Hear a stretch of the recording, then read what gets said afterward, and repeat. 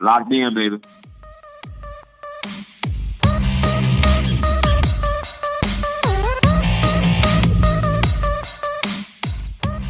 Okay, we are live via podcast. We are live via Facebook Live. Yes. Say that 5 times fast. Don't Via do vi- it. We are joined by AKA the Professor, Hello, everybody. Jon Radford, Pete White Boxing, And MMA. and then of course Dave the Awesome. Wave. Thank you, sir. Fresh cut, fresh tea, fresh sunburn. Do I look clean? We're both sunburned. Always. Yeah. That was Saturday night. That was a great party, by the way, boys. It Couldn't was. sleep that night. On my Yes. back, on my stomach, on my side. I literally just stood up against the wall. Yeah, I missed dinner because I passed out after the beach. We woke Mm. up at like 7:30, 8 o'clock. That's our The sun was producer. so Yeah, hot. there's By the way, our producer Sean, I knocked off his glasses in the ocean, drifted off into the sea. Yeah, my son goes, they floated away. love it. Yeah, It was a good party. Good time, boys. Very good time. By the way, no matter like how close we get, John, in my phone I still call you AKA the Professor, just Well, in I case I appreciate didn't that. know. I like that. Thank you. It's a compliment. It is. Yeah, I Just to be appreciate it. reminded, I remember because Olivia was like, "He's a professor." Like, let me explain it to you. So then I'm like, "He got his degree in physics, right?" Yes. I got So- my bachelor's of science in physics. It That's took- money you're not getting back. No, it's not Wow. at all. At all. Wow. But I get it Way back to in start. other ways, sir. No, 'cause- I teach the youth of America, so I get it back that way. No, I know, but you're an unbelievable coach in the MMA game. It's like Oh, I mean, no, Physics? I think I'm on my Chris Mixon. I think I'm on my way, and yes, Chris Mixon is on his way as well. But I definitely think I'm on my way, and hopefully it'll keep progressing. I have like, can I be serious to the American population? Can I say something? Sure. Don't go to school. College is a waste of money. Oh my goodness. The wife biggest just lie started he's going to ever school. told. I- Biggest I- lie. I will tell you right now, my wife is in her profession. Mhm. She has reached a ceiling in pay. She is going back to school now, and in 2 or 3 years, she will be able to be promoted because she cannot go any further because she doesn't have her degree in her. Can line I of work. expand on that very quickly? So my mother as well goes to school. She was a teacher. She went to school to get her master's. Now she gets paid even more.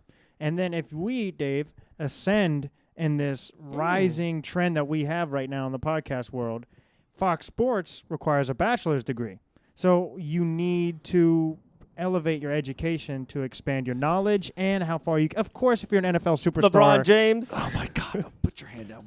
Was it, so Max Little Wayne, and I will LeBron be moving James, let's just on. keep going There down we this go, right Joe there. Rogan? Right? Dave, it was an Give it a honor to degree. work with you. No, but, no. What it comes down to is no. Is college for everyone? No. Is school for everyone? No. But if you can find your passion and find something that drives you Exactly. in a correct manner, like not down a bad path, but like in a correct manner, then you can be successful in any which way, shape, or form. You don't have to be, a college graduate to be successful in this world. That's why America is America. You know what I mean? I love America. I know you do, brother. I know you do. I'm big into America. America's all right. But I do think an education is definitely important. But if you want to take your education in a different way and learn, you should never stop learning. You should never stop growing as a person, to be better. But it's not for everyone, and there's ways to be successful without it.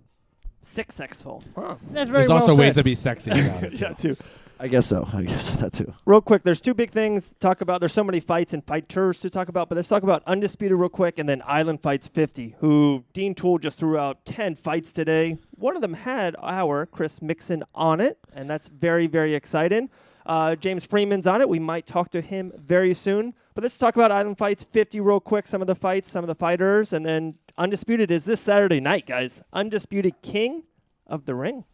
Okay, let's talk about it. Which one are we going for first? Can I start off? Okay, so actually, this was the point I guess I'll start it. So this was the point I wanted to talk to you about. So, okay, Chris Mixon, if you don't know, ladies and gentlemen tuning in, he's the Combat Night champion at age 19. He's a stud. Champ of the world. Trains out of Pete White Boxing MMA under the professor's tutelage.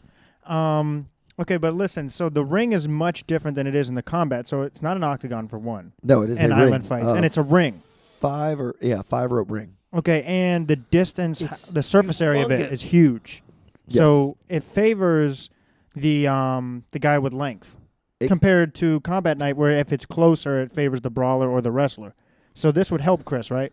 I would, yes, absolutely. With a bigger area, anything for a guy who's got a little bit of length on him, you want a bigger area. I mean, like look at a guy like Matt Minitrone. He's been on record saying the 25-foot cage in the UFC was not for him. He really hated it. He really only wanted to fight in their 30-foot one because the way he moves and everything like that. He turned down fights. He did turn down fights for that. He's on record saying that before. So anything that gives us a little bit more space to work, we're excited. But at the same time, has he fared bad in that small octagon No. in any way, shape, or form? No. Not really. He went to the second round. Oh yeah, exactly. I mean, yeah, it's gone 2 rounds. You know what I mean? But I love me some Chris. he's figured his way out around it and to work with it, and he still lets his, does his business in there. You know what I mean? So He does. So, but now his opponent seems it seems like not stereotyping, but typically anybody that's shorter or just kind of a wrestler, that type of build, you would assume he wants to close the distance and he wants to get it to the ground or look for that overhand hook or maybe chop Chris's legs. How is it from your perspective as a coach going into that? we just we gotta analyze it. I haven't got a chance to really look at anything right now, but we want to analyze it and just go over the stuff. But I'm a big advocate of we got to make sure our game plan is to fit our style and what we want to do. And every fight we take differently, but we try to implement our game plan and what we ultimately want Chris to do. And that's literally what we focus on. So I mean, we want to look at our guy. We want to look at what our strengths are, what his strengths are, and we want to, and we're just gonna figure out a strategy that way. I mean, it's just right. It's nothing new. It's 5 fights. He does 2 sports, boxing and MMA. We make sure we implement our game plan. That's what we want to do. As long as we do that, we seem to be successful. When I was actually training under the conditioning of the one and only right here, right next to me. So when I was in there and afterwards, after I almost passed out on the floor, I sat down on the bench and Chris was there just dripping a puddle of sweat on the floor. And I was talking to him. It's like Island Fights is just such another opportunity for him too, because it's like we talked about it, and if you just see on Facebook, it's like he's starting to get this momentum going where people are knowing him now, and like, hey, that's the guy who just knocked out this guy, and then that guy, and then this guy. And now he has an opportunity to fight in the biggest event in Florida this year, it seems like. That's a lot of great exposure for him. Absolutely. You waved your hand and smiled. What's up, Dave? I was just saying that Joe was breathing really hard in the mic like Darth Vader. And I was going to try to do it nonchalantly, and then it just... I'm trying to steal his armrest here on the slick, but he keeps putting it back up. I am so concerned that I never talk into the microphone. I have it right up to my mouth. No, you're killing the talking part. You're doing good. Darth Maul is... You were putting your hands up. Darth Maul, that's great. No, but it is a huge opportunity for Chris, and we are excited. And it's just Island Fights is just a fun show. It really is. Every show that I've been a part of so far, which is 3 or 4 personally, it's just been a fun process, and it's awesome. And it being able to put him on a show like that right now is just awesome. It's just amazing, and it means we're rolling in the right direction. We're doing the right things, and he's just that's a legit arena, guys. Pensacola Bay Center, big boy arena. A lot of people are going to see Chris Mixon for the first time. A lot of people will be there live. Another match that Dean Toole, the promoter of Island Fights, made was, how about Austin Lane versus Frank Tate, heavyweight match. That might even be for a title. Gosh, the card is just stacked. There's 14, 16 fights already made on it. Yes. Stacked. Yes, it's Island Fights 50 is going to be one for one that you don't want to miss for sure. So. So you guys, you can find us. We're going to be there this weekend, September 8th, Undisputed Guilt Nightclub in Orlando, Florida, as well as obviously what we're talking about, September 29th. We'll be in the building in Pensacola. We'll be at the weigh-ins too. Dave and I will probably be there before the weigh-ins, after the weigh-ins. We'll be everywhere, in the movie theaters locally with John, so we'll be everywhere. Yes. The Wayans brothers? Hopefully. Marlon, Sean. There's a couple of them. Scary movie. David Wayans Jr., man, I've been watching him for a little bit now. That movie, Wanted, remember that? That was a good movie. He's running around town, 6'7" black guy. Like, no one sees him. No, where is he? It's awesome. That was a good movie. And then also, guys, if you're tuning in now or listening on the podcast, if you go to Pep-Boys Off International and you mention Locked In, Pep-Boys? Did you say Pep-Boys? Pep-Boys? Pep-Boys? Pep-Boys? 50% off everything. All you have to do is mention Locked In, and you get 50% off everything. Wait a sec. Are you telling me all you have to do is mention Locked In and you get 50% off of everything? At Pep-Boys, Locked Ask In for with Richie. 2 N's. Talk to Richie, and all you have to do is mention Locked In. That's right. It's that simple. We had one of our friends text us just 30 minutes before we went live. He got a pair of 4 tires for 50% off. Wow. And they Pretty weren't bad cool. year tires. Wow. See? That's awesome. Yeah, that's really cool. And then, of course, we want to thank Dimitri Fit Meals for getting us right. Just quick couple sponsor plugs right there. But then, guys. Let's talk about Undisputed, King of the Ring. Let's get it. Yeah, Absolutely. you got a lot of guys fighting out of Pete White Boxing MMA, and I have a Locked In that I told you about. All of them come out victorious. And that's a lot of pressure, I understand, on all the fighters and the coaches. But it's what we do here at Locked In. We put pressure. It's either bursts pipes or creates diamonds, and we know they'll create diamonds. Yes, it does, and it will. Wow, And it that's will. a good saying. I agree I with stole you. it from somebody. Won't say who, though. No, but I definitely agree with you. We've been putting in a lot of hard work at the gym. Today was a great day. You were there. You were able to see some of the work that was put in by the fighters that are fighting this month. And it was a great day. It was a fun Labor Day, and we got a great workout in. And it's just gonna, all that hard work is just gonna breed success. So it's something to look forward to for sure. We're so close with you guys, but it still feels like obviously we're a family, but it feels still like I'm in awe watching a lot of these guys still spar. Like I'm watching just everybody sparring. It's like, oh my God, what's her name? She's sparring right now, and it's like an exclusive behind the scenes look. It still feels like. Yeah, it's cool. Whenever you get, even when you just see like Andy and Mike going at it, or Chris and Mike going at it, it's a little small show you take in, and you're just like, you're watching and you're doing it for other reasons, but it's still a small show that you're like, this is what it's all about. This is when you see 2 talents going at it, and this is what you want to see all the time. Talking about 2 talents go at it in a show, Anderson kicking the pads with you. Gosh. He was Anderson was on point today kicking the pads. And I don't want any spoilers out there for Island Fights 50. There might be a leg kick knockout. This is side kick. Yeah, he was tearing it up knees, today. He was front tearing kick, it up today for sure. back kick, spinning kick. He's a flip beast, kick. but he didn't roll with me. If I remember, you never made it to the mats over there, so I would assume. I made it over to the mats. I just had my sneakers on, so I couldn't walk on the mat. Oh, That's there's what the it was. secret. That's There's the what it secret. was. Now he came up with the secret. So the 30-second bet is still live then? It hasn't been... It hasn't Still been alive. nullified yet. I was in the gym. They could have just stopped the class. Anderson tapping me out is more important. So, Obviously. Obviously, that's more important. It's what the fans want to see. They want to see me get choked out in 5 seconds.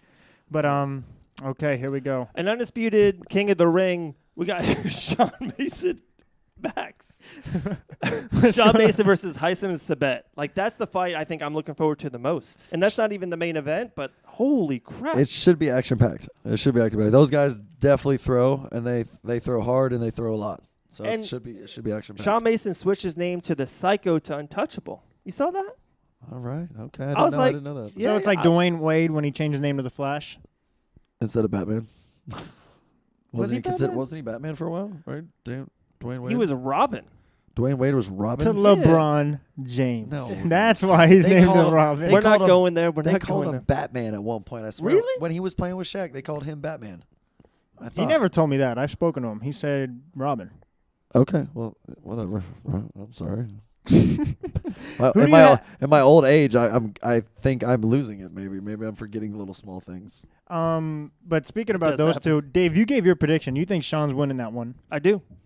I don't know. You've seen both the fighters I predicted compete. Sean Mason. And Sabet's, he's one of my favorite fighters to watch too. I think his knockout power. He's got a special left hand, and if he connects, he connects. I think Sean Mason's just a next level fighter. I do. Great camp he comes out of. I'm just looking forward to it. It's there. I think they both have a skill set, and like you said, that's dynamic. Tyson's a bet with his I said that right.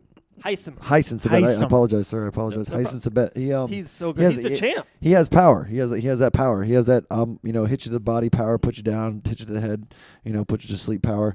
But like you said, the Untouchable as his new nickname is Untouchable. Untouchable. He's slick, man. He's slick. He's got firepower, and he's got conditioning. I've never really seen him get tired from the fights that I saw. And he's been through some wars, and he's also been through some dominant victories, and looked really, really good. So it's gonna be a fun fight. It's gonna be a fun fight for sure. Quick question about Pete White's fighters for that night. What fighter are you like? You know what he's gonna do. You know what game, what he's going to implement that night? What fighter are you like, man, I'm just excited. Like when the lights come on, I just can't wait for this fighter to show up. Do you know there's all of them, really, all of them.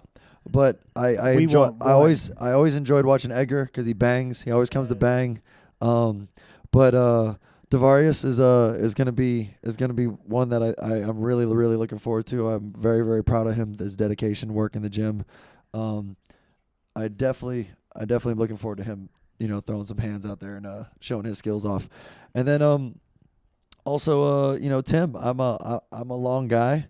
And Tim's got a jab that I just love, and I like when Tim goes to work, and when you can see it on his face when Tim gets to get, how I like to call it, in the zone, or his little Muhammad Ali moments where he gets moving real slick. You know what I mean? Can I give him a nickname? Does he have a nickname yet? I don't know. You might want to check with Coach, but I don't think he has a nickname yet. Coach Pete, if he doesn't have a nickname, I'm nicknaming him right now. I want 8% going forward. T-shirts galore. You ready? The Rubber Band Man. Timothy, the Rubber Band Man, Neal? Yeah. Okay, that might work. That shit might work. He'll sell rubber bands at all the gyms for 50 cents each with like hashtag Rubber Band Man on it. Okay. I just want 4 cents a rubber band. 4 cents. Tim's a beast. And he's a good kid. Oh, he's a great kid. Great kid. Helps kids out at his school. Everything like that. He's a leader at his school at Warner Christian Academy around here. So he's a really great kid. He's actually playing basketball for his senior year, and that's what he said. He's fitting in these fights, right before that, so he can do that. So he's gonna finish with a couple fights this year at the end of the year, and then move on to next year. But he's gonna play basketball for his senior year, which I'm happy for him. I think it was like you mentioned this earlier in the day, and I was like, I never thought about that. Just the way I was throwing the medicine ball today, you're throwing it like a basketball, because I was flicking my wrist like I was. Yes. Like, so that's a unique advantage you have too, though, because how many MMA coaches can say they coached or played basketball? Yeah. So you can deal with athletes that are transitioning from different sports because you know what it's like. Like how you're saying, a lot of the things I was doing, you're like, oh, you're in this stance because of basketball. You're throwing it because like this with basketball. So with Timothy, maybe it's an easier transition because you know the difference between the two. Oh, I think so too. But like I was telling you today when we were discussing exactly what you're talking about, I've always tried to relate to your most natural movement. And as an athlete, certain people like you play basketball more naturally than since you've done it most recently. Let me put it that way. Right. Just like as far as you, when we train, you do certain motions because you've done it so much. And it's not that they're incorrect for that sport. It's that they're just different for this sport. You know what I mean? So dealing with different athletes, dealing with different movements naturally, you can correct that if you can associate with the person and make them understand, look, take this movement, but just do this instead. Like take your defensive stance and just posture up and bring your hands up, and you're almost in a perfectly fine boxing stance. You know what I mean? There's certain ways that you can relate it. I did the same thing with Dylan Radford, my little cousin. When it came to kicking in his stance, I was like, yo, show me how you surf. He's a heck of a surfer out there. Can that shred. Kid's tough as hell. Yeah, he's a hell of a tough kid. Tough as nails. Absolutely, for real. He can take punishment. I've never heard that expression before, by the way. The one that was boxing with Tyler. Yes, Dylan. Yeah. I never put that 2 and 2 together. That's your nephew. No, cousin, my cousin. Oh, yeah. man. So you guys should come up with a podcast. The Radfords. We would. Did you know that you guys locked were out? cousins? You locked out. Dang. You sure? Messed up. I mean, you both Van Walker? We are cousins. We're cousins? Van Alken. You got to get that. But no, sick to say our last name. I don't get what we're talking about here, guys. I'm like, we are cousins. So he how do I want to say it? I related, his stance and everything like that to surfing, and he even throws certain kicks like TJ Dillashaw throws that roundhouse like that kind of makes a moon shape, a rainbow shape. He throws that kick because we practiced his hip turn from surfing to where you'd whip the back tail, and he throws the kick the way he'd whip his back tail, and because of that, it's super duper natural for him. You know what I mean? So he can add different things that way, because if you have natural movement, you don't want to take that away from an athlete. Right. Because when you do that, you're taking a bit of their what's special about them away. Right. And you don't want to do that. You need to coach, in my opinion, you need to coach each person differently and associate their skills and their athleticism to to what needs to be done. You all right, brother? Too many Sour Patch Kids before the for air, real. guys. Wow, you For guys real. can open this up. I gave you these so you guys could split them, and no one's opening them. Oh, it's And just Sean opens them. All right. Talking about leg kicks, head kicks. How about Darren Till? Is he going to kick himself into a welterweight championship? I love that transition, Dave the Wave. I Thank you, say sir. he So does. I get paid the big bucks, like like a lot of money. You get paid? I stepped on your kicks. My dang bad. No, you're good. They're gray. Yeah, if I stepped on yours are white. Then I'd have to say my bad. We Mine go are to gray. war. Oh wow. One of You us saw goes how to war. nonchalant I was about it, but you. We are all very go angry to about- war. He's very angry about his shoes. Always. Always. They're not even LeBrons. They're He Air doesn't wear Maxes. LeBrons. Does he? Well, not? I get on him on it. He wears Jordans over the bronze. Is he just saying he's the greatest? Do you know what these are ever? called? Air Max. Air Maxes. So I can relate to them. So your We name share is, a name. your name is named after an adjective? Maybe these were named after me. Well, that's not possible. That's an adjective for the air. I'm Like just max. Air Adjective, minimum. right? honestly. I'm gonna call you that. So from like now on. max is the maximum you can go. Yeah, So it's that's a- how I got named. That actually makes perfect sense now. It I'm with does. him on that It one. does. I was against it. He flipped me. I'm with him. You're So with you've him hit on your that? ceiling already. You've already hit the max, so you no, can't go any that's higher. the thing. I haven't right now. My name is Max. Once I get my career, everything set, I'll change my name legally to Maximum. Or just make your middle name Amum. I use maximums once in a while. Not a bad one actually. Okay. moving on. So how do you feel about Jonathan? It's not my name. Till or Woodley? Till or Woodley? Okay, back to Taylor Woodley. Yeah. I want to see a very calculated but aggressive Woodley, and I want to see him bring the fight to Till. I think Yes. that would be different, and I think that would actually make. I don't want to say it. It would make for sorry, excuse me for burping. I think it would make a very interesting fight because you don't see Till on his back foot a lot. Totally agree. And I think he 100%. should mix up the wrestling, mix up the up and down, and I think he can catch him.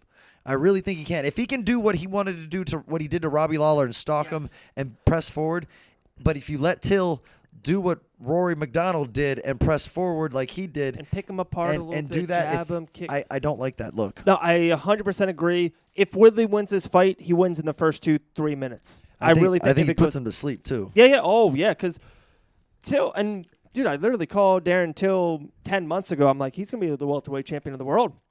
Time got out. Are you Sorry, I calling have that? to Or you interrupt. still think- Sure. I think we have somebody trying to join the live. I believe. Producer, if not, no That'd be biggie. cool. We do. Oh. James Freeman. Yeah. watching. James Freeman. James, if you just press that nice button on the corner, right? It's like bottom left. It's like stick figures. It's like, hey. Right. Huh? Cool. Oh, he's adding them right now. Cool.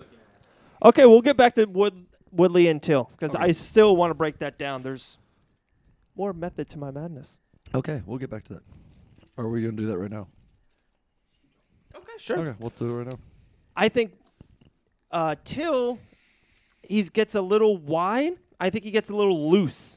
And I think if Woodley connects and be's the aggressor, because I think everyone thinks that Woodley is going to wait for his one shot, almost like stack up the right punch like Dan Henderson used to do once in a while. I think that's what, yeah, there you go. So I think if Woodley just goes, whoosh, just straight, just goes right after him, he pushes the pace. He goes after him, wrestling and major punches, not even just looking for the one punch knockout. Wrestle his ass to the ground, throw him to the ground, be the heavier Super explosive, man. He's Yeah. super Just explosive. if he's uber aggressive like a Colby Covington, I think he wins the fight in 3 minutes. I really do. If 3 not, minutes. yes, within 3 minutes. If not, I think Till will pick and peach him apart. I think after five rounds, I think Till points him. Yeah. Till still has power to hit him and hurt him and put him to sleep. I mean, I believe Woodley's been knocked out before by Nate Marquardt, if I'm not mistaken, in Strikeforce for the middleweight title at one point, or the welterweight title, one of the two. I think it was middle. Was it middle? I think. Nate Marquardt? I think it was welterweight. We need to look that up. I think it was welterweight. Okay. though. I know he fought Kevin Gastelum, too. Who? Woodley. didn't Woodley. he? Yeah. He might have, yes. I think he won that one, but he didn't put. Yeah. It went to decision. Hey, what's up, Mr. Hayes? Sean's looking up Tyron Woodley Strikeforce championship match against Nate Marquardt. Yes. Nate the Great. I believe it was welter, because I think Nate came down from middle to fight welter for a while because Greggard Musasi was the middle, or no, Greggard Musasi I think was the light heavy and Rockhold was the middle. It's Right. Strikeforce. No, that's you're the case right. right there. You're right. Okay. He's the professor for a reason, but right, Max? I think Woodley's trying to I don't think he uses his his wrestling as an offense as much as he does a defense. Here Now, you go. Here you go. Here's something you don't hear a lot. Welterweight. Welterweight? Okay. Thank you, he's, Produce. He's been knocked out before, so it means it can't happen again. Let's just put it that way. Yeah. Everybody can get knocked out. No, What I'm same. saying, we visually seen that happen. Like before, we weren't sure if Aldo could get knocked out because we never saw it. I saw it in It 13 happened, seconds. Right? Yeah, no, I'm just saying it happened. So you've seen it before, so you know it can happen, is what I'm getting at. So Right. don't think that a big guy like Till can't hurt you. You have to be that. But Till also is on record saying that Woodley is uber intelligent when it comes to strategy and sticking to it Right. and doing all that. And I completely That's what I'm agree saying with with the that. wrestling. It's like if he, you almost don't see people going all in on the striking because they're afraid to get taken down, like Wonder Boy. Agreed. My thing here now is, here's something you may not hear, but I truly believe it. He has some of the most devastating leg kicks I have ever seen. And Woodley? And I have Yes. no idea why they don't get thrown more. Mr. Woodley, please throw me some leg kicks this fight. Please throw me some leg kicks. They're so nasty. We might They're talk to so another nasty. Ruthless Sport guy later tonight, so we'll They're shout it to so him. they're disgustingly They're nasty. powerful. Oh They're my just, god. Carlos Condit tore his ACL. The other knee got torn. He turned him around and his foot got stuck after he already injured it from a takedown. But it was crazy. All right. It was crazy. We have a question for you, Coach John, a.k.a. the Professor Jon Radford. Jeffrey Hayes, if you're wondering, I'm always going to have to say a.k.a. the Professor. Winners Bar, Port Orange, Florida. I have a question get a for drink. Coach John. How many licks does it take to get to the center of a Tootsie Roll lollipop? The world wants to know. A Best one, question. a two, a three. 3 licks, like normal. That's a great answer for a great question. Oh, jeez. Love you, like, Jeffrey. I really do want to know the number he's going to say, too. I had a number in my head. 687. 237. It's said just 3, 6. fellas. You just got to I have hard shouldn't have teeth said to bite into it. I said 687. But you even did the accent and everything. That was A awesome. 1, a 2. That was a great commercial when I was growing up, man. That was fantastic. Have you seen the Pep-Boys commercials? Pep-Boys. Did you say Pep-Boys? I did say Pep-Boys. Is that 50% off with the mention of locked in? Anything to Even AC, the Skittles. Even The Skittles. I'm going to grab Sour Patch, but even the Skittles locked in 50% off everything. I was going to say 14,605,000. You're actually probably no, that's million. I thought you were gonna go 1,000. Then I was gonna be like, you're probably close. I think 687. But anyway, back to this. Do we Till. need to have a locked in podcast to find that out for him? I'm down. I really am. But back to this whole Till Woodley. I haven't really given a full prediction, but if I were to, I think Till does edge it out. Like, if he can make weight and it doesn't just really devastate him or drain him, I think he does. It's just, when's the last time somebody was this much bigger than Woodley, for one? I mean, Wonder Boy's big, but not like bulk. He's really lanky, right? Like, I think that can play a big factor in this. Till's a legit 185. Yeah, like he is a legit 185. big guy. He's a big light heavyweight. That's what He I said. is. That's what he said. He said before. He's like, I'm really a light heavyweight. It's Coming down to crazy. 170. I'm huge for these fellas. Dave, I'm Man. passing you an important message. Okay, keep it rolling, boys. But he's a huge 170er, man. He's massive and he hits hard, and he understands his distance. He understands everything that he's trying to implement and do. I just think that Tyrone needs to come out, and this is again just my opinion as a Go forward. yeah, just go forward. Don't take a step back. If you take a step back, take an angle and start wrecking, changing levels. Like, give him something always to be afraid of or guessing. And if you get him on his back foot, I think it changes his game, a little bit. Did you watch the last one we had? And you could say no, it's okay. But I said, everyone seems to be like, oh, I'm the money fight. I'm not getting the fights I deserve. I deserve to fight Conor McGregor. I deserve the money fight. Shouldn't there be like a list? I know there's a list of like fights making the pay-per-view rankings, but like how often you are the draw. So fighters know where you are on that list. So you can't demand these money fights if you're the 15th guy. But if you're like the 4th guy, then it's reasonable. Like Cejudo, in my opinion, has no right. Let me give you one example of why this doesn't work. You're going to say on the card, like you can be in like just a No. third I'm fight. going to just say that the one fighter example of how this does not work and how he sold himself into a championship fight. Go ahead. Chael, the bad guy, Sonnen. Yeah, The but he was American a showsman. gangster. He was a showsman. But he talked his way all the way to a title. He said he wasn't scared of Anderson. I'll do this to him. I'll do that to him when nobody else wanted it. All this kind of stuff. I know there's more to it. He went on a streak. He beat certain guys. I get all that. I'm not knocking that. He bit Bisping to go into there. But what I'm saying is the man talked himself into a pay-per-view draw to be one of the biggest ones. And that's how he talked himself into a fight with Jon Jones. The same way. They're like, he's going to come to fight no matter what happens. He's going to sell it. He's going to do it. He's that guy. So putting yourself on the draw and saying you're in the money fight, there's things that go along with it. If you can do that persona and give the people what they want, because as much as I don't like fake drama, it sells. And it sucks, but it sells. A lot of people don't even... What's going on, Dave? We're going to wrap this up in 2 minutes, guys. We're going to pause it and then come back to Facebook Live. We got to make a real important phone call for the podcast that you can download and subscribe on all podcast platforms. Maybe we should just say, hey, What's to up, listen Victor? to the rest of the podcast, you have to download or subscribe. There are a lot of people are on right now. They said they want to see my pretty face. I have a great tan going on now. So we'll come back later live because we're going to try James Freeman again. He tried to get on. We're going to go back and forth. We're going to talk to him. James Freeman, Island Fights 50. We're going to try to connect with them. Just making sure, just helping you out. Oh, I said hi to Victor. But But we're going to pause this now, and then we're going to make a phone call. Max has got I'm about to one say, last thing. before we say, Might like, be before we Pep-Boys. pause, no playing. Victor, congratulations. I saw he just got... Yes. The corrections. He passes. Right, that's what I was going to say. He's a Congratulations. full-blown correction officer now. I see that James Freeman says he's ready. Do you want to I try to think land I'm him ready. very quickly? James, just wait. Give us 10 minutes. We're going to come back to Facebook Live. We're going to make a phone call. We got a Rufus Sport guy, Jared Gordon, the Flash. That's a great-ass nickname. So, produce. Let's say goodbye. We're going to come back. So, like always, stay locked in. Awesome. Okay, so Jared Gordon joining us right now via the Locked In Satellite Radio. Dave, do the sound effects. There we go. Thank you so much, Jared, for giving us your time. How you doing today, sir? I'm all right. Labor Day weekend. It's actually my birthday weekend, so Happy birthday. Yes, happy birthday. thank you. Yeah. Same as me. I'm on August 30th. When's yours? Oh, I'm September 6th actually, but we always celebrate. We always celebrate this weekend. Oh, yeah. Well, that's a good weekend to So- celebrate it. Yeah, perfect. Yeah. So where you where are you training out of? Rufus Sports, correct? Yeah. So it's in Milwaukee. I'm from New York originally. I'm actually in New York right now in Queens, New York. Nice. But yeah. So I'm currently relocated to Milwaukee, and it's been great. That's awesome. So obviously out of Rufus Sport, you have Tyron Woodley. We were just talking about that fight with Till coming up. How is it like seeing him train in and day out?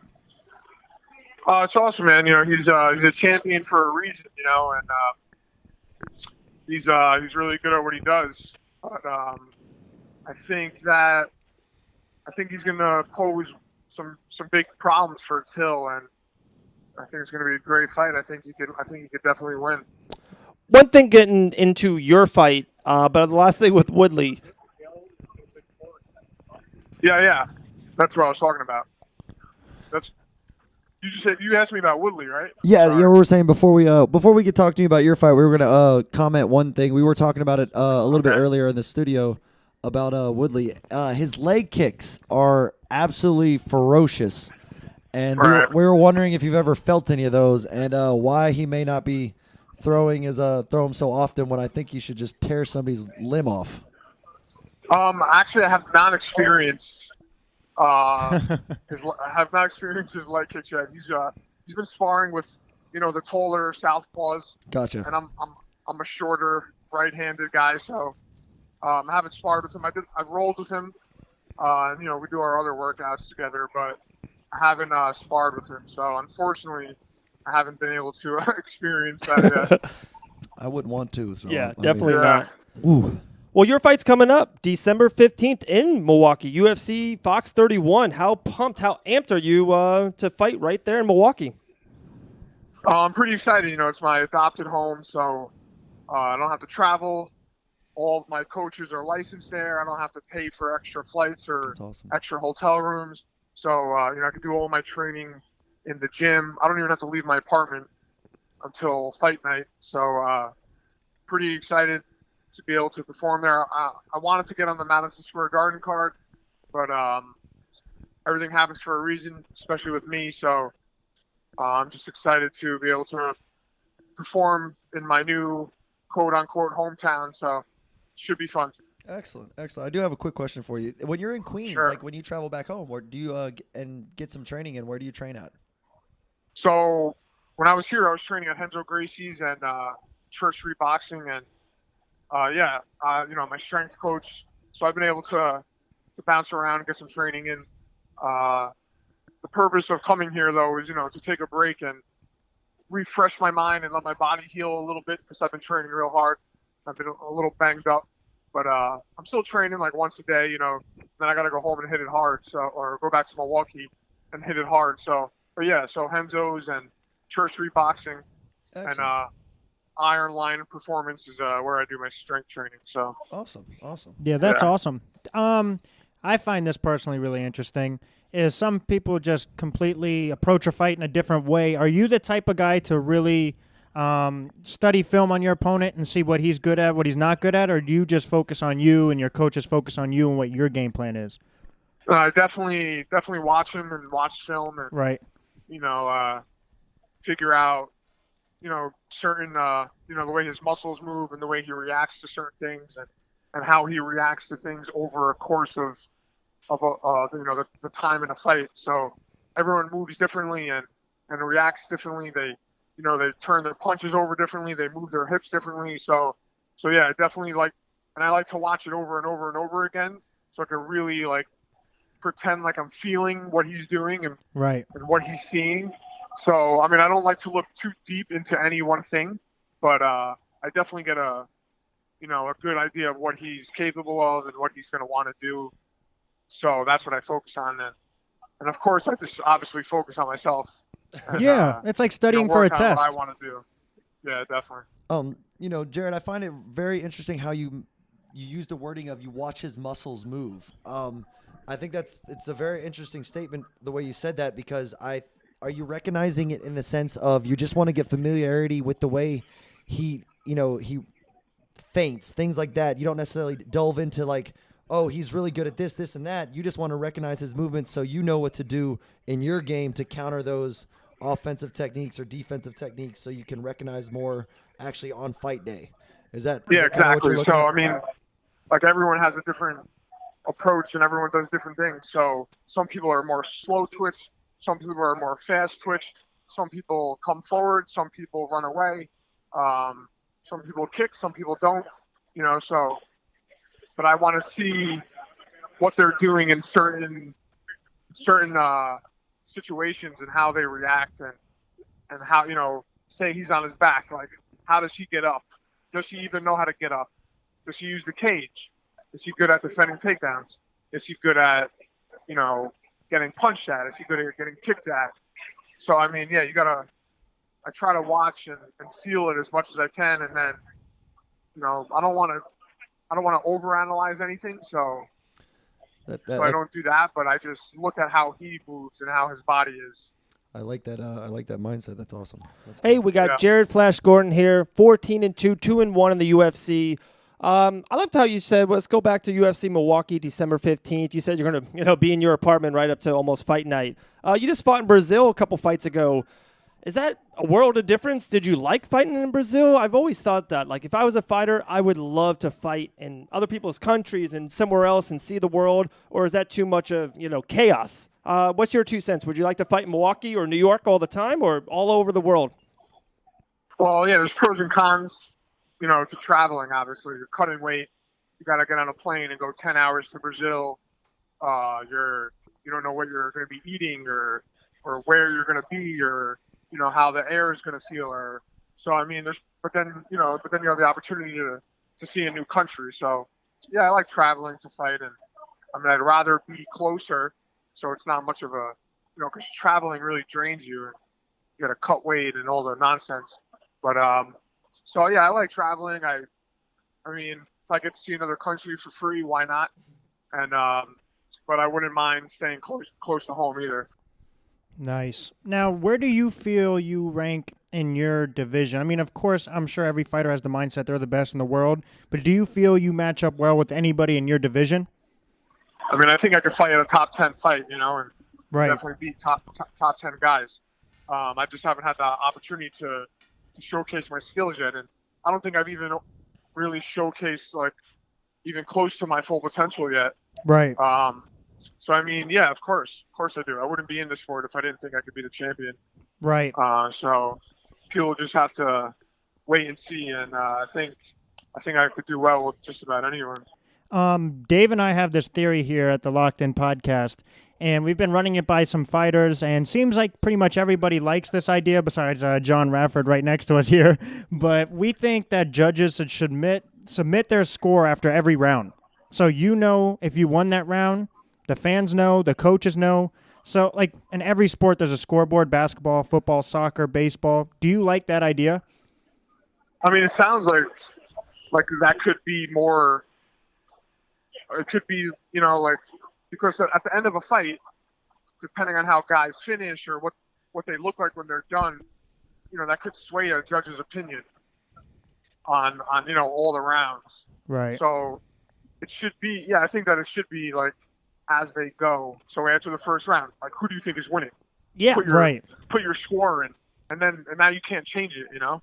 Yeah, and to me, it would help the fighters. If you're down 2-0, you know, in the third, you got to get that. You got to get the knockout. You got to get the TKO. Yeah, or if I mean, definitely. Yeah, or if it's 1-1 and you thought you were 2-0 and you're kind of playing defense in a way. You know, I know a lot of fighters don't, but some do, right? If it's 1-1, you know that you got to be aggressive to steal that third round to win the victory. Yeah, I mean, I never try to leave it in the judge's hands. I'm always trying to come forward no matter what. But I think that definitely makes sense, and I agree with you. Awesome. So before we let you go, any sponsors, anything you want to shout out and plug away? I have one more question I have to ask. Okay, go ahead. Go ahead. Will you defend us from Ming? Well, what? I'm sorry. Will you defend us from the invasion of Ming? Ming. Oh, of course, yeah. Thank you. I was like, who's Ming? I have to. I mean, you have to to save the universe. Exactly. You're going to save the universe. You're Flash Gordon.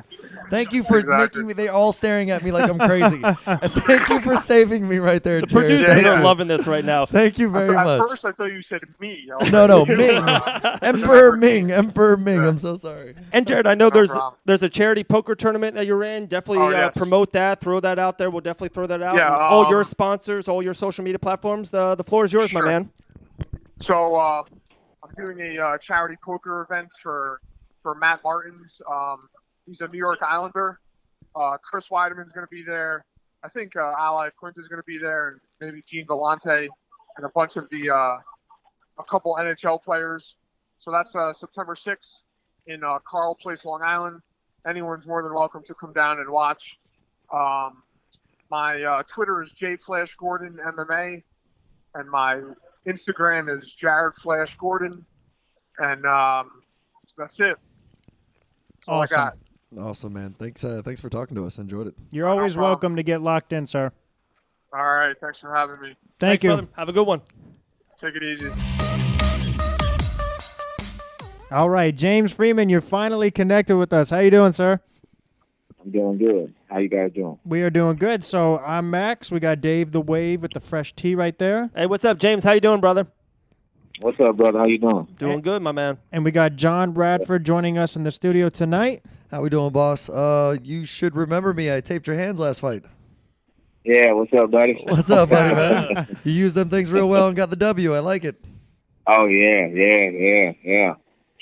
Well, let's start right there. Island Fights 48, main event versus Charles Bennett. Got the big W. Unbelievable show. They had a great sellout. All those tables sold out. You were the main event. How'd you feel after that fight, and how'd you feel about your performance? I mean, that was a great fight. You know, Charles Bennett is a legend, you know, so it's a great fight for me. I know I could have fought better. Like I said, it was some personal stuff that I was going through. But, hey, you know, each camp going to be different. We went in there. We got the W, so that's the most important thing.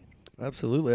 That body kick was devastating, bro. That was an excellent, excellent body kick. Enjoyed watching it.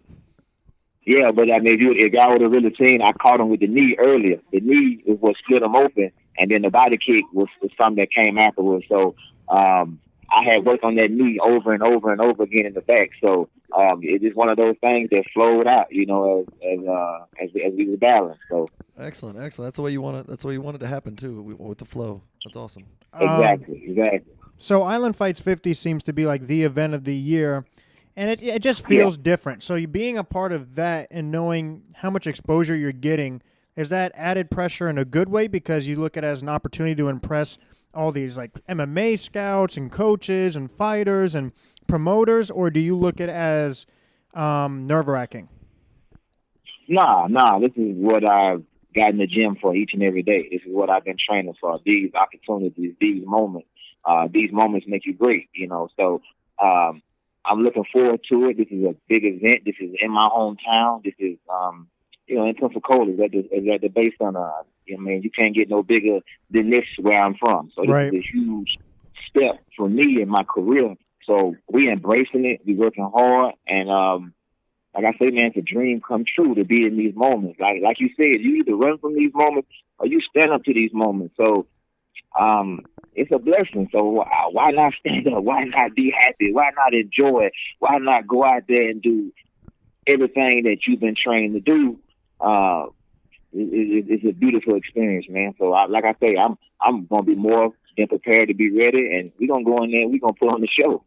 Okay, so people leave this event. Can we bet our money that people will be talking about James Freeman after? Oh yeah, they gonna always talk about me every time I get in there, every time I fight. They gonna always talk about me. I'm gonna leave the crowd with something that they gonna be impressed with. You know what I'm saying? So they gonna always be impressed with. I mean, I've always been a fighter my whole life. So when I used to fight on the streets, I would always impress people. People always told me, "Hey man, get in the boxing, get into something that would be good for you." You know, and the great Roy Jones, you know, was one of the reasons why I got into MMA, because he was a legend, and he took time to talk to me for 45 minutes to tell me, "Hey man, you got a special talent, use it." And so, hey, I'm just using my talent. So and I'm always leave people with something that they can walk away and say, "That Freeman guy, man, that's a tough cookie there." Always let them know no matter what, that they were in a fight and that you were there to entertain them. I like it. Oh yeah. That's why we here. That's why we here, and that's why they paying us to entertain, to put on for people, and for people. And like I say, I want people to leave the arena, leave wherever we fighting at, and say, "Hey man, win, lose, or draw, that Freeman guy, he impressed me, put on the show, and we look forward to him fighting anytime." Awesome. James Freeman, 6-1, lightweight.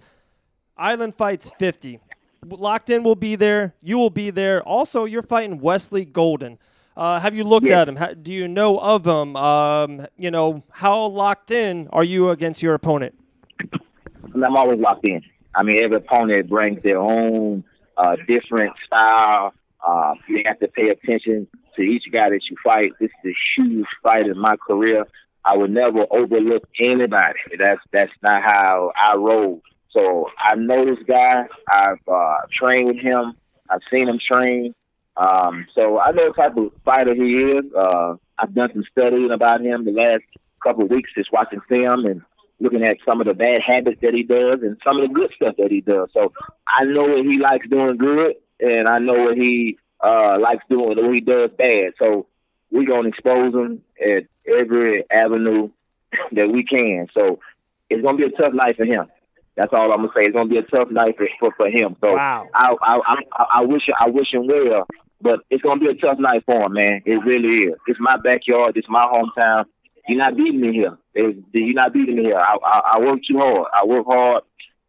I work real hard, man. So I'm in the gym 24 hours a day, almost. So if he cannot train me, which I doubt and I know, you know, hey, it is what it is.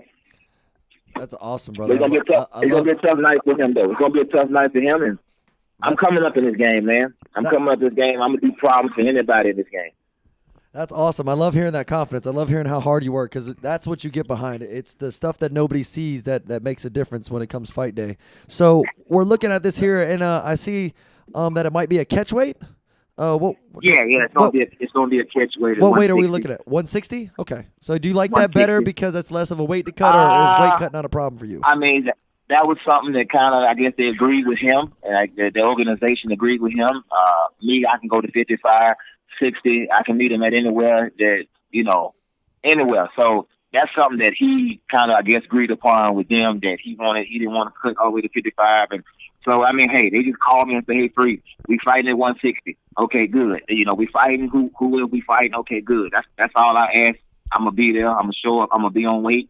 And like I say, it's gonna be a tough night for him, man. I'm definitely looking forward to it, brother. If you need your hands taped again, just let me know. Jon Radford, the good luck charm. I love it. Hey, James, is this fight? Yeah. Are you looking to be UFC bound after this win? If you get this W, is that what your goal is? Just the next fight, UFC? Nah. My goal is to win. My goal is to get wins, and whenever I press them, I will be ready. I don't. You can't get into that. You can't get into, they might want me here, they might not want me here. My job is to go out there and win. Go out there and get these fights, go out here and get these wins, and when the time comes, hey, I'll be ready. But I just want to go out here and improve myself as a mixed martial artist, get better each and every day. That's the goal that I have. And if I get a call from one of the big shows, we'll be ready. But just for right now, we're going to focus on the 29th. And from there we just gonna get back in the gym and we're gonna train from that point. So it's for me, I'm just worried about fighting. You know what I'm saying? If the UFC calls the day or tomorrow or after this fight, hey, we'll be ready. That's the goal. The goal is to one day get to these big shows, and that's the goal. That's the goal. So I'm like I say, I'm just gonna do my part. That's a fantastic mindset. This whole interview so far, you've had a fantastic mindset. Okay, so people are listening. They love it. They want to follow you. We can't wait for September 29th, Island Fights, Pensacola. What is your Instagram, Facebook, Twitter, any sponsors you want? The floor is yours. Plug away. Yeah, I mean, they can hit me on Facebook, James Freeman Jr. You'll see Free. On Instagram, Junebug MMA. On Twitter, it's Prime Free 19 MMA. Hey, y'all hit me up. Hey, I'm asking the questions. I'm always showing my training on there. And like I said, this is a blessing to be able to fight in my hometown, Island Fights 50. And if you go get something to drink, my fights, don't go get nothing to drink. Don't go get nothing to drink. Get all the stuff before I get ready, before I get in there. Because my fight, you drink, is over with. You are awesome. I love that. Ticketmaster.com. We're selling tickets, James. We're going to pack the house for you. Locked In will be there. PY Boxing MMA will be there watching you put on a show. We're excited, and then we can't wait for September 29th, bud. Thank you, sir. Thank y'all, man. Thank y'all for the interview. Thank you. Stay locked in. Okay. Locked in, baby. Okay, guys, we just had two amazing interviews. Jared Gordon and James Freeman, UFC fighter, and then one that's competing on Island Fights, September 29th in Pensacola. Island Fights 50, Ticketmaster.com. Get your tickets. Yeah, it was fun talking to Jared and James. It was good. It was good. The Flash nickname, that's a great nickname. I like it. And he saved me. He saved me with the Ming. Thank you, Emperor Ming. He's going to get destroyed when he comes. If he didn't save you, I'd still be questioning you to this day. It's just because it just shows our age gap, Max. That's all it is. It just shows our age gap. Did you know, Dave? No. You've never seen Flash Gordon either? And I'm like I love the Justice League. And no, that is not it at all. Oh, that's another thing? Wow, I have to, nope. Sean, can you help me out with this, buddy? Yeah, it was like 70s, 80s. Yeah, it's... Okay, here you go. No, reference. I got the reference for it. Ted. I was just going to say Ted. Oh, yeah. The movie Ted? Yeah, sure. That guy. That's Flash Gordon. That's Flash Gordon. And Ming, wow. Oh, Ming, the duck guy. Like, that's the what do you want to call it? The parody that they're trying to connect in that movie. That's where I was going to go. Flash. So Rufus Sport has a great gym. They just shut my childhood down right there. Thank you. Yeah, it was fantastic. So, guys, make sure you go out, and we'll be in the building in attendance, as well as Undisputed, September 8th at Gilt Nightclub, Orlando, Florida. But it's time we have you in the studio, so it's only right we get the knowledge from the professor. You is Jon Radford. You is Jon Radford. We have Jon Radford, a.k.a. the professor. So, Conor Habib, what is your official prediction here in the Locked In studio? Breakdown, we want it all. Like I have to go official. Official. This is my prediction night. Yeah. We got 29 days away. Yeah, You but could change it once. No, it's all right. I'll rock with what I. I'm about to say, I'm rocking with what I've been saying since day one. Dave's gone he's No. 50-50. He's like, I think this person, then this person. He just You want me to he's go right official either way. tonight? You Yeah, want me? it's official tonight. I'm going official tonight as well. Okay, we'll But start John, with you. the floor is yours. Okay, so let's go over let's break them down one by one real quick. Let's spend 5 on each person, then we'll spend on 5 who we think's gonna win. How about that? So the first one we'll break down Khabib, the champ. Okay. We all because all of us are pretty familiar with Conor because guys, you two are very good fans of him, right? And I like his striking and I like his base and everything like that. So, okay, so let's break him down after we break Khabib down since we've seen him fight most recently. Right. Correct? Yeah, for sure. So, against every other striker he's come against, what has been what would you call his weakness? Khabib? Yes, when he's faced a striker, what do we see him? He leaves his chin high. He leaves his head in the middle, and he just wants to get punched once or two times so he gets inside to tackle the guy down. That's what I see. And I would say I don't think he sets up his take. Like, he's the best wrestler in the game, but he exposes himself so much when he shoots for the takedown. Granted, he does take the guy down, but like a George St. Pierre, it's like a jab takedown right away. It's like he doesn't expose himself for that leg. Okay, here's my pick on it. I think you're right and wrong about that. Okay. I think he You does. like my take? No, your take is absolutely right. He walks in a straight line. His head's on his center line, and Right. he takes a little bit too punishment for my like. Yeah. Right. But let's be real for a second, though. The man has been hit by pretty much everything and only been rocked once, and it was because of the speeds of the punches, not the power, I don't think. He hasn't been hit by that's- that yeah, left but hand. it's like, No, that's no. where I disagree with you, though. No. Well, here you go. This is the reason why I say this. Michael Johnson rocked him. We say rocked him, right? Because he got him to move backwards with punches. Right. But I think it was the speed and the overwhelming of the punches rather than the actual power that overwhelmed him. Because when he tried to go for it, Khabib changed levels perfectly. Everything was fine, and it went about his game plan like normal. And the fight ended with him beating Michael Johnson ruthlessly, like he's done everybody else.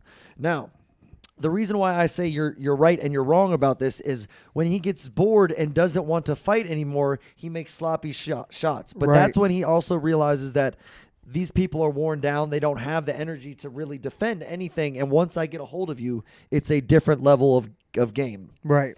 So, but if you notice when he does, he drags you out into a firefight at the very beginning of some rounds, and it's to get you to throw more punches than you like. And then he changes levels. And that's when you're off guard and you're off balance, and you can see it completely a lot. That's terrible wording. You can see it very much so in the fight with Edson Barbosa. At the beginning, he gets him to draw him out with punches. He stays away from the leg a little bit. That's why he pressured forward so hard to cut the distance of the leg kick. And then he gets him into throwing some punches and some counters, and he changes levels. Right. And he did that with what's the other guy he just did too before that? Ali Quinta. He got Ali Quinta because Ali hit him, rocked him one time. We saw it, and that was power. That wasn't anything. But Ali Quinta also has some pretty big hands. But again, he walked forward, he got him into a firefight, and he took him down. Yeah, but if you think about it like this too, okay, so we mentioned two guys that rocked him, Ali LaQuinta, if I'm saying that correctly. It's a little bit loosely when I say but that. the Michael Johnson one was more so than the Ali And again, I don't LaQuinta. know how much he was rocked as much as he was overwhelmed. I don't think we've seen him cleanly hit, and I think that's like what we're talking about. Like, yeah, he's been hit with a jab or like a cross, but not like really hit. But another thing, as you said, is he pressured his fighter like Barbosa forward to close the distance from the leg kicks. Like, I've only seen him move forward. I've never seen him move backward. Conor McGregor only moves forward as well. That Like, is absolutely wrong. he typically moves forward. Like, Well, he you goes just said forward. typically, you said always. Which one is it? Because it can't be both. Because in the Nate He Diaz fight, goes he moved forward. back a lot. Like, you could be a forward moving fighter, but you have movements backwards for your counter strikes. Let's hold on. It all depends on who he's fighting. We can't say that he's a nonstop forward pressure fighter like Justin Gaethje is. No, he he's is a not Justin nonstop. Gaethje. What I'm saying is Conor. It depends on the style of the fighting. As the fight goes on longer, Conor turns into a more counter striker, distance keeper, and everything like that. As he pressures you and sees that he finds his distance and you haven't found yours, then he walks you down and preys on you and does all that. But if you watch the Nate Diaz fights, at both fights, he ended up going backwards in certain cases to keep distance and everything like that. When he starts to get a little bit tired and it starts to wear, even in the first round against Chad Mendez, after he got taken down, the first couple steps were backwards and moving to keep distance. Then he realized in the second how tired Chad was and was like, no, I got more than that. and I can go hurt him for a little while now, and he moves forward. So he's not just a pressure fighter. Khabib is coming at you 1,000% forward. So do you think in the beginning of this matchup, Khabib takes the center of the ring and goes forward first? I believe it's gonna see, just like I say when Cyborg fights. When you fight Cyborg, you have to hit Cyborg and hurt her with your power right or some type of straight punch. Teach her respect. Teach her respect. Make her gain the respect of you. If you don't do that, she is going to eat you alive like a lion, like anything. And that's the same thing with Khabib. You have to teach him to respect your power. And if that doesn't happen, we're going to see another mauling. We have a phone call coming in, but let's not take this phone call, guys. We got a really good conversation here. This is Khabib, and this is Connor Talk. We've been wanting Jon Radford in the studio. So whoever's calling us, hey, hold on. Get locked in later on tonight. That's true. That is true. But, okay, in the Ally La Quinta fight, even though he didn't necessarily get hurt, I thought we learned more about Khabib's weaknesses. They just weren't capitalized. Like, I just felt like there were so many opportunities and open shots that you take a fighter that's more skillful. And no disrespect to La Quinta. He put up a hell of a fight on that short of a notice. But, like, Conor, I feel, will capitalize. It's no secret here, guys. I think Conor McGregor is going to win this fight. I think he capitalizes on those opportunities because he's all about precision and timing. He said it against the Aldo fight. It's not about speed and force. It's precision and timing. And I think that's, if we see openings in Khabib and Conor's all about precision and timing, that's why I think he clips him. I can fully see that strategy happening. But let's go back and talk about the Ally Quinta fight, though. That was literally 3 opponents changed. No, yeah, for sure. It all plays a mindset. I don't care who you are. I don't care what warrior you are. 100% every agree. mindset changes every person you fight. You could easily he could easily. And a trash can thrown at him through a glass window. Yeah, I mean, seriously, he went through one of the craziest weeks ever as a fighter. All of them did. All of them did. And all of those people came out and performed. No, Rose came out and performed. Everybody came out and performed that went through that, except for the people that were injured and couldn't perform. Right? Now that fueled a fire that's going to make him fight a certain way against Conor. But let's go back to the Ally Quinta. On the 3rd opponent change, you don't maybe second guess yourself, but you always have to say, and I would just believe he's lying to me, even if he said it to me. I mean, it would hard to not believe Khabib, but I would say if there was a little bit of doubt, like a Matt Serra moment against George St. Pierre could happen to you. For sure. If Ally Quinta hits you and just for some reason the MMA gods say, it's time for you to go night-night. And this one is going to happen now on your 0. It could happen. It's just, of course, everybody in a sport like this has a puncher chance. Mm-hmm. Everybody does. And it's just, on the 3rd fight, I feel like he came out trying to figure Ally out. And then he came up with a game plan is, I'm not going to punish Ally, but I'm going to let everybody know I can go 5 rounds and this is not a cardio thing.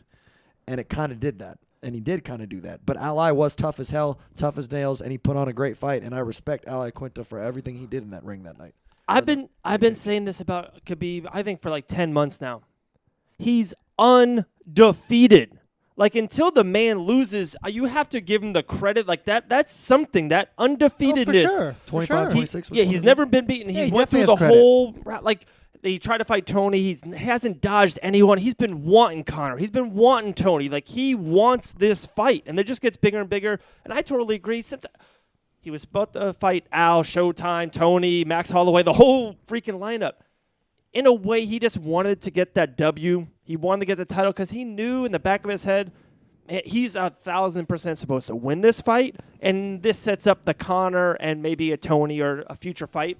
So that fight, the pressure on his shoulders, to me, was extraordinary. And everyone can say, oh, he was fighting a lesser opponent. I think the pressure even built. He had him versus Tony. Like, Max, you had Tony win. Like, it was a coin toss. I had Khabib, right? I had Max. I had Max winning as well. You did? I did, yeah. And Max Holloway or Tony Ferguson? I had Max winning, and I had Tony Ferguson winning by submission if it happened. Wow, me too. But I had Max Holloway beating Khabib in one of those, like, just it was made to happen type fights. Sure. Right, me too. And I had Khabib winning both fights. My point is, even that, like, going into the fight, it's a 50-50 coin toss. It's a war. It's like, now, hey, you're the biggest favorite. You're not even the champion yet, and it's like a new crown title. The Conor thing happened all week. There's pressure no matter what. Yes. Like, exactly what you're saying, and it mounds. Every time you changes, because you're the guy that's been the favorite against everybody the whole time, Mr. Undefeated. Mr. Undefeated, all that. The pressure just mounts. It's Yes. simple as that. Talk about pressure. He's fighting like everyone. Every opponent said it. Every commentator sees it. Even look at Aldo, undefeated for 13 years. He had a different look on his face when he fought Conor. It's like, so you thought he had pressure when he fought Ally La Quinta. What do you think it's like fighting Conor McGregor, knowing this dude has insulted my family? He threw a dolly at me. I've been waiting for this fight for so long. So, of course, he's Great angry point. and excited. But there's a Great amount point. of pressure more than anybody because just like Aldo, I can't lose to this clown. Like, that's what he's thinking. I have one point to that. Sure. What's Where up? he comes from in the world, when you piss off someone, like, and this is from what I understand from hearing, you Right. know, and everything like that. I can't 1,000% say Right. this is true, but it's different. He has a different mindset for sure. It's completely different than if someone disrespects us and we get emotional. I believe he gets calculated. I believe he gets just a little bit more involved. You think he gets locked in? I would dare say he gets locked Oh. in, and it's now not necessarily a madness or an angriness or anything, but it becomes an obsession and a passion of how bad he wants this fight. So he fights with emotion, but he takes his emotion and he's going to turn it into something completely a positive for his side of it. I don't see him fighting. I see him fighting emotional, but when I tell you the emotional from it is going to be very calculated, very just almost diabolically vicious in the sense, not angry and it like fury or rage, but like just super villain-esque. He's ready to just destroy this person. Lex Luthor or Joker? Lex I would Luthor. say a combination of the two. Like it's well thought out, like Lex Luthor would Connor's have the it, but Joker. a little bit crazy and like ready to let loose like the Joker would. Like Connor's the Joker. you can say whatever you want. I mean, he was called the King before. I didn't think he was the Joker. Right? Let's- 'Cause but he called let's- Homeboy the Joker. or Let's whatever. think about this too, though. We're not thinking about what Connor's done in these 2 years he's been out of the octagon. So, like, we spoke to Dean Toole, obviously the promoter of Island Fights, and he said, you can't tell me that. Now, I'm not saying 2 years of this will make up a lifetime of Khabib's wrestling, but 2 years of flying the best wrestlers around the world to come into your camp, you know what Khabib's going to do. Like, it's no secret. We all know what he's going to do. He's going to close the distance, make it a dirty fight, take him down, beat him to death. Like, we know that's what he's going to do. So he may throw a couple leg kicks in there, here and there. But my point being is you can't tell me this whole fight camp, he hasn't worked on conditioning, getting off his back, and wrestling. He has, absolutely, 1,000%. And it may not make up for it. It may help, but another urban legend type thing, man. He gets a hold of you. When he grabs you, they just say it's a different feeling. When Ben Oh, Askren jeez. grabs you as a wrestler, it's a different sensation. DC. It's just different when you have someone who has embedded their whole life to doing this craft, and then they've transferred it into the fighting realm that we see it now in mixed martial arts. They're just different breath. It's just like if you have Jacare on the ground and you're trying to out-battle a jiu-jitsu artist, it's redonkulous. It's not happening. Damian Maia on the ground is just at a different level than other people. That's why no one wants to go to the ground with Damian Maia. No one wants a to good go point. you know what I mean? So when someone grabs you like that, it's different. And I don't know that any wrestlers flying out can wrestle MMA wrestling like Khabib can and like Ben Askren That's a good can. point. To me, if you flew Ben Askren out every day to do it, you might have a chance, in my opinion, to out wrestle him in certain situations. But he wrestles for MMA. He doesn't wrestle for wrestling. It's different. Just like we say Brian Ortega with his jiu-jitsu is jiu-jitsu for MMA. That's why it's so vicious and it's so quick. Charles Oliveira's jiu-jitsu is Right. for MMA. It's just a little bit No, different. that's a good point. And the last point I'll make as far as those two, I don't think it's if Conor wins, he knocks him out right away. I think if Khabib wins, it's a mauling. Like, I don't see an in-between war. I personally don't. I see it all has to end in the first round. Yeah, somehow. and I honestly think we've never seen Conor McGregor go 5 rounds in the lightweight division. We've seen it in the welterweight where he ate steaks to get to that point, and that's why I think he gassed out, is because it's not his natural weight class, and he's fighting someone who doesn't get tired or knocked out, so they keep moving forward. I think at lightweight, that's a perfect division for him because he's not cutting too much weight, but yet he's not having to bulk up. Like, I don't think conditioning will be an issue we've seen in the past. Like, people will say, well, the Floyd fight also, but you know more than anybody, boxing's different. 12 Yeah. rounds of boxing is an absolute. It's 36 minutes. It's 11 more minutes of fighting. Yeah. Than an MMA championship fight. And I would have battled saying it was the same, but it's not. It's definitely different. You're absorbing more punishment in those With rounds. the smartest boxer arguably of all time. No, yes, and 12 rounds is hard to do, and 12 full 3-minute rounds at a pace and at under the lights in something like that. That's a hard thing to do, man.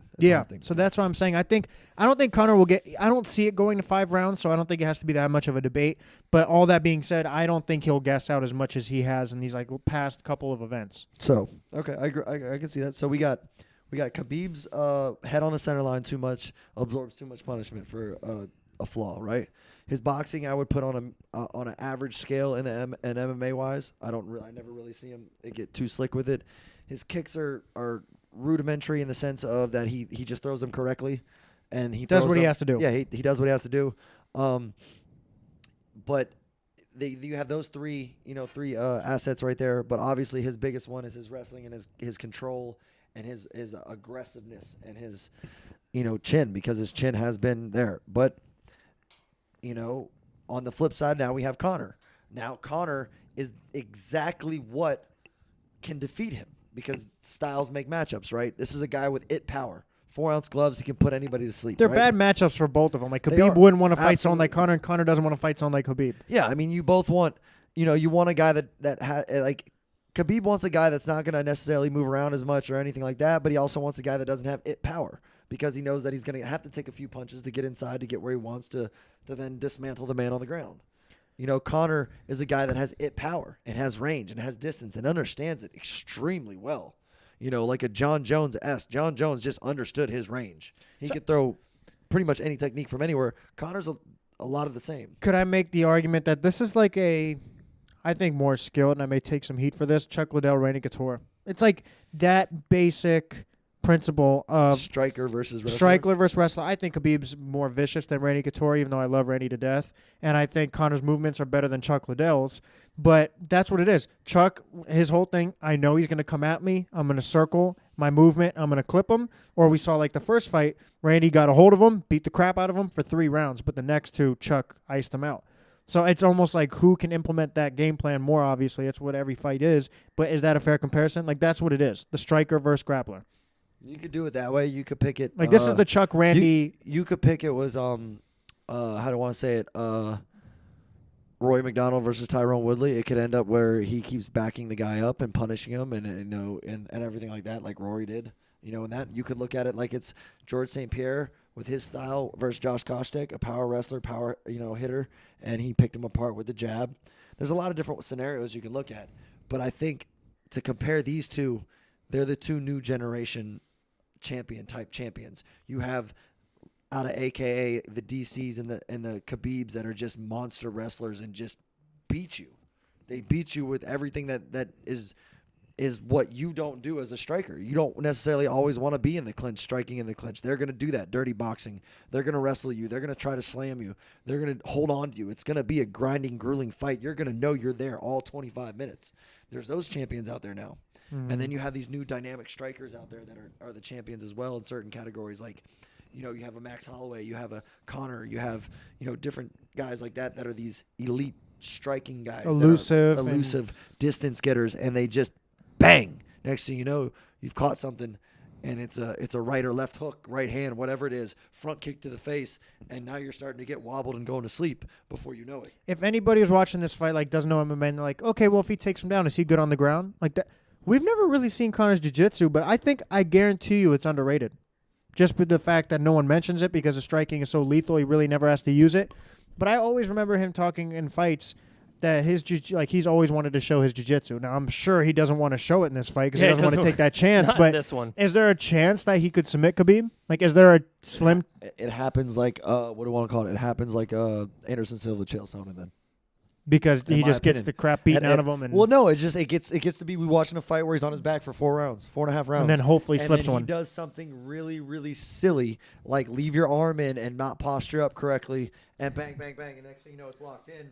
Ah. And if you've been on the ground long enough, they'll be sweaty, that'll be this. But also, if after one point, you're going to start to get dry a little bit, or that's just going to get so deep and locked in that it's just there. And he may pull it out. I mean, interesting fact, every it may have changed now, but while he was in the UFC, every single one of his losses was by like a triangle choke. Yes, it was. I'm like, oh my god. And it was a triangle choke in when he faced Gustavo or something like that in I know you're talking about. Yes. Polaris, and he got choked out by a triangle. He was winning that whole match on stop leaving your and arm in there. triangle. I was like, well, you just got it again, bro. Well, let's put a bow on Conor Khabib. Okay. Let's do official. Let's throw it out there, and then let's go Canelo Triple G real quick because we're hitting almost your timer. Okay. Gotcha. So here we go. Khabib versus Conor McGregor, October 6th, lightweight championship of the world. Debate of the day. I'm sorry, interrupting. Is it Khabib or Habib? I've heard both. I've been saying Khabib, and if it's Khabib. Habib, I apologize to Because I heard Joe Rogan say Habib. He's like Habib. Well, and he Joe always Rogan's nails right it. 99% Yeah. of the time. So Well, let's go Shit. for Habib. Habib. Okay. Now, if I'm wrong, I apologize. I got this from Joe Rogan, so blame him. the But okay. second best MMA podcast in the game. So who you got, Dave? You want me to go? Yeah, finally. Connor's my guy. I got T-shirts of him. Second favorite MMA moment ever. Knocked out Jose Aldo. Me and Max are still rolling on the ground in my house in the living room. Biggest fight, I think, in MMA history. The title is on the line. Las Vegas, Nevada. The pressure's building. Conor McGregor wins. No backtracking No on this one. You said it. I called the Rose and I called Cejudo. Just with this, Conor's a moment guy. He just is. If they fight this fight 100 times, Khabib wins 96 of them. But that night, October 6th, Las Vegas, Nevada, T-Mobile Arena, Conor TKO his ass out. First round. All right. Are we So- saving Get locked Are we in. saving John for last, or you want to go next? It's up to you, man. I'll do whatever you want to do. Locked in. Go ahead, Max. Okay. I've said it since day one, since the fight was before it was even announced. I said who was going to win this fight. Conor wins by knockout. Kind of everything Dave said, and just I have never been as high on Khabib. Habib, I did it again. Habib as everybody else. Like I'm giving him credit. Undefeated, destroyed everybody. But to me, I never felt like he fought somebody who can capitalize what he's exposing to people. And I think Conor's that guy to expose it. All right, here we go. I'm picking Conor. I'm on board with the Conor thing. I'm on board with Conor. I think he is a moment guy. We I think flipped him. There we go. it's That's not a what we flip. It's not do. a flip because you'll hear my next statement after this. I think he's a moment guy. I think it will happen. I think he does take too much punishment for me, and I think he'll come at a straight line, and that left hand is just going to land beautifully at some point and really change the game. But if Khabib wins second round knockout on the ground, he beats him like a Mark Coleman. Like he puts Conor out on the ground. Would Conor retire if he loses? I don't know. But that's if Khabib wins, it's second round, Conor's tired, takedown, and he drops some elbows and some vicious ground and pound. And I think he See that too. I actually think he goes to sleep. But my pick is Conor. First round. Conor's going to clip him. First round finish. Jose Aldo hasn't lost in 13 years. Eddie Alvarez looked amazing, was going through lightweights. He moved up. Conor just has a way of getting in someone's head, and then in the biggest moment when everyone else, falters in the World Series, Derek Jeter ascends. That's who Conor is. He just ascends to the next level. Joe Cool, Montana, Derek Jeter, Conor McGregor. I see it. I think I can picture it right now. Khabib's just going in, that overhand right, and then, that left hand just slips right in there, and he falls. Dave and I go crazy. We spill drinks everywhere. We jump on the table, and that's it. If you want to see how I call it, I think it's an open left hook that he throws at Conor to get him to paw it at it. And Conor unleashes a straight beamer right down the pipe with his left hand off the center line and just eats that left hook, like that opening left hook, and just takes it and just left hand straight, like laser beam down the pipe, and that starts the whole process. We should have Facebook Live this. John just got up, did a 360 spin, put both hands up and down. That was amazing. God, that was awesome. But I definitely see that happening. But hey, let's talk about the real money fight, because we all know that the biggest money fight happening is Triple G Canelo. Okay, we got 3 minutes on it. 3 minutes. Let's get it. So who do we got there? Triple G. Yes, Yes, absolutely. just no I doubt think we about all it. do. He won the first one. No, yes. Oh, I don't he know won what the one. first one. It was a split decision, a draw, or split draw. I think this He's time, never lost. I think this time he finishes him, guys. Yeah, me too. He can't leave it to the judges. Eighth or ninth round. Now, I think boxing, and again, I may get heat for this, more political, more about money, the business side of things than MMA is. Obviously, it's been around longer too. This is where our judges' theory had to take place. I want to start it with the UFC, with MMA. But if you were to implement our theory in boxing, there would be like, oh my God, the judges just gave that round to him. So by the time it gets to the judges, you know it's a draw, but you see what rounds they're messing up on. You know what I mean? You have a better chance of implementing that in MMA than you do in boxing. I agree. I do agree. Because boxing is so flip-floppish, with how the judging goes, correct or incorrect, I don't think that they'll be able to I think once it happens and you see that the one judge is going completely different than the other two or whatever it is, it's so lopsided, it'll cause a commotion that will actually stop events. Like, I actually can see that. Wow. Like, I'm sorry to, like, They'll have to put be in that like in a the world. glass box, so if any food gets thrown at them, I mean, their hit 'em. ringside things are open. I think things will start getting a little hairy because it's still It's a legitimate point. Well, it's still such a gamble upon sport. And if you start to visually see what's going wrong in front of you and you can't stop it, at least at the end, as somebody who's betting on something, you have to live with it at the end. But if you can visually They see do it, this in sports, though. No, I know. John, There's always a wrong call in sports. Football is the most bet on sport in the game. There's referees literally on the field with 75,000 people around. I get that. Drunk off their ass. I get that. Boxing, there's 18,000, 16,000. But the referee is not judging a competition and saying who's winning. There is a judge That's that true. is actually let There's you no- you yeah. as a fan in football are like, I really hope my team can still make this comeback. I am just praying for the unbelievable thing that I'm going to watch.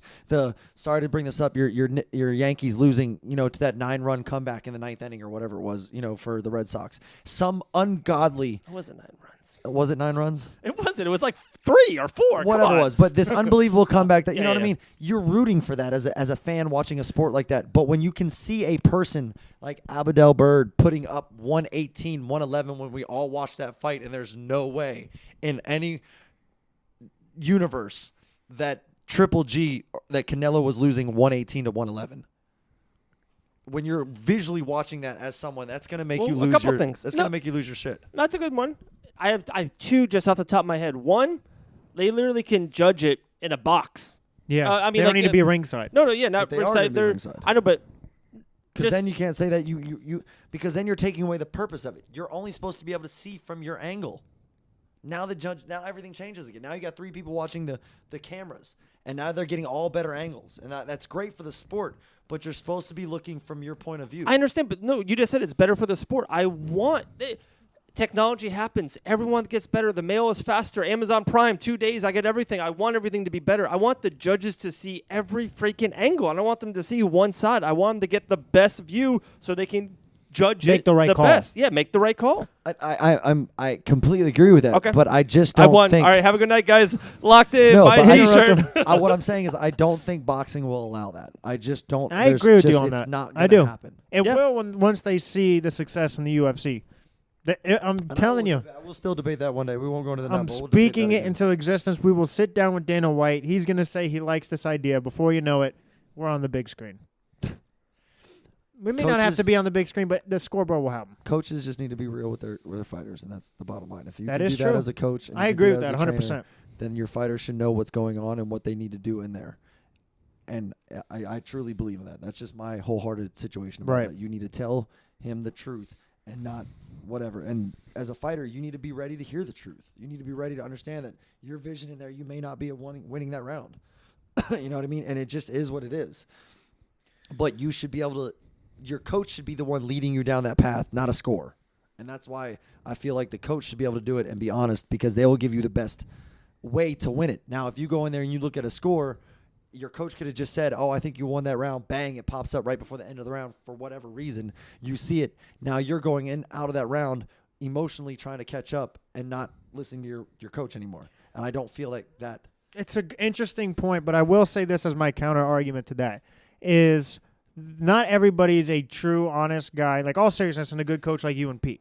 And, like, no matter how much they should be, they still will do things their way, and they're just stubborn. And there's always going to be coaches, as sad as it is, that lie to their fighters. So now maybe it makes the fighter aware of these coaches if they constantly say you won that round when they didn't. And You know what I mean? It's not like that now they know they're being lied to, or every it could just coach be misjudged. has made a mistake on a Georgian. You can even say, hey, I think you won that round 55-45. I'm not exactly sure, but I think you probably won that round, and that's you being honest. Or you think you maybe lost, but then the judges' scoreboard can say, Doom won, you didn't win, you didn't lose. So I just think you want the most information possible. As a team, if you're the Patriots, you're playing the Eagles, hey, we're down by 4, guys. There's a minute and 18 seconds left. What if there's just no scoreboard in the football game? You're like, hey, we might have to score here at the end, or we might not. Like, it's just Or crazy taking a to me. test. 2050, people are going to look back and be like, wait, they didn't know the score? That's the most asinine thing in sports. Or when you take a test, wouldn't you want to know there's a limit to like how long you could take it? Like there's a time limit. Like you would want to know as much. Like imagine if you took a big test for a job or for school or anything, and it's 40 questions, and you're just left blank on how long the test has to take. You don't. It could be 30-minute test. It could be a 20-minute test, an hour test. So, but if you knew, hey, I have an hour to take this test, you know how to assess your time and better manage your time. I just feel like more information is the better. In a world where information is at your fingertips, more information can be better as long as it's utilized in the right way. I think there's too many intricacies with putting the score up. I mean, at that point, now you're making a judge that might have had a whole minute to think about that round and process it and do what he does. Now has to put it up in 25 seconds so that people can see it, because now judging may get rushed. I mean, there's a lot of small intricacies we have to take into consideration with something like this, and that's where I feel you're still allowing more human error to come in and more things to happen. Just like with anything, we can go back and forth and devil's advocate this all day long. But I know.